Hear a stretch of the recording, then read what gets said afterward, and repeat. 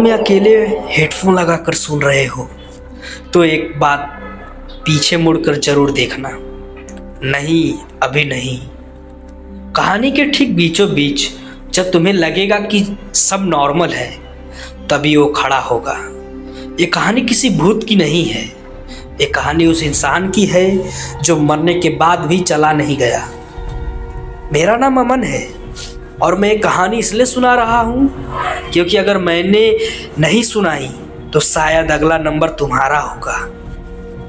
मैं एक छोटे से शहर में रहता था। पुराना मकान, ऊपर का कमरा जिसे सब स्टोर रूम कहते थे, पर रात को वो कमरा जाग जाता था। पहली बार सब कुछ नॉर्मल था। रात के 2:17 पर मेरी नींद खुली बिना किसी वजह की। घड़ी में देखा तो 2:17 ही हुए थे। फिर ठक ठक की आवाज़ आ रही थी ऊपर से। मैं अकेला था, मकान में सिर्फ मैं और मेरी माँ। ऊपर कोई नहीं जाता था, सीढ़ियाँ जर्जर थी, फिर भी चलने की आवाज़ आ रही थी। एक कदम उधर से, एक कदम उधर से, फिर जैसे कोई रुक गया हो। मैंने आवाज़ लगाई, कौन है?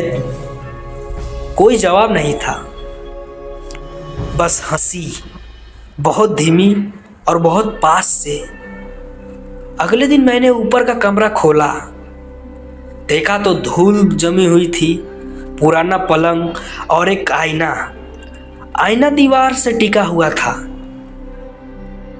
उस पर किसी के उंगली से लिखा था 2:17। मेरे हाथ कांपने लगे क्योंकि मैंने वो रात किसी को बताया ही नहीं था।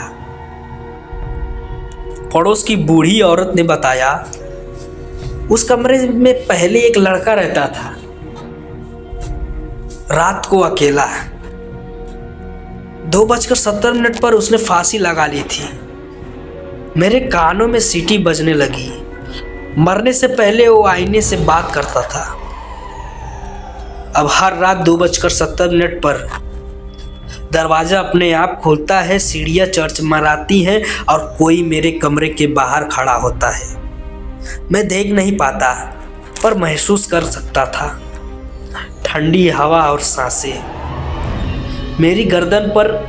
एक रात हिम्मत करके मैं आईने के सामने खड़ा हुआ था। घड़ी में 2:16 हुए थे। 1 मिनट आईने में था, पीछे कमरा। 2:17। लाइट झटपती बुझती रहती थी और आईने में अकेला नहीं था। मेरे पीछे वो खड़ा था, फंदे की निशान के साथ, आंखें खुली हुई, मुंह टेढ़ा मेढ़ा। उसने कहा, अब तू मेरी जगह लेगा। मैं बेहोश हो गया। सुबह उठा तो मेरे हाथ पर कुछ लिखा था, आज नहीं कल। अब मुझे समझ आ गया था, वो जाना नहीं चाहता था, वो रहता था, चाहता था, वो रहना चाहता था मेरे अंदर। मैंने माँ को सब बताया। हम घर छोड़ने वाले थे पर आखिरी रात 2:17 पर माँ की चीख। मैं दौड़ा, माँ बेहोश और आईने में नहीं था, वो था मेरे चेहरे के साथ। डॉक्टर कहते हैं मैं बच गया, पर माँ कहती है अमन अब रात को आईने में नहीं दिखता। और आज जब तुम ये कहानी सुन रहे हो, घड़ी देखो, अगर टाइम 2:17 है तो समझ लेना मैं पूरी तरह से गायब नहीं हूँ। बस पीछे मत देखना। दोस्तों, अगर ये कहानी आपको अच्छी लगी हो, मालूम है मेरे को मालूम है थोड़ा मोड़ा मिस्टेक हुआ होगा, लेकिन आप ज़रूर मेरे चैनल को सपोर्ट करें सब्सक्राइब करके। कहानी अच्छा लगे तो प्लीज़ दोस्तों।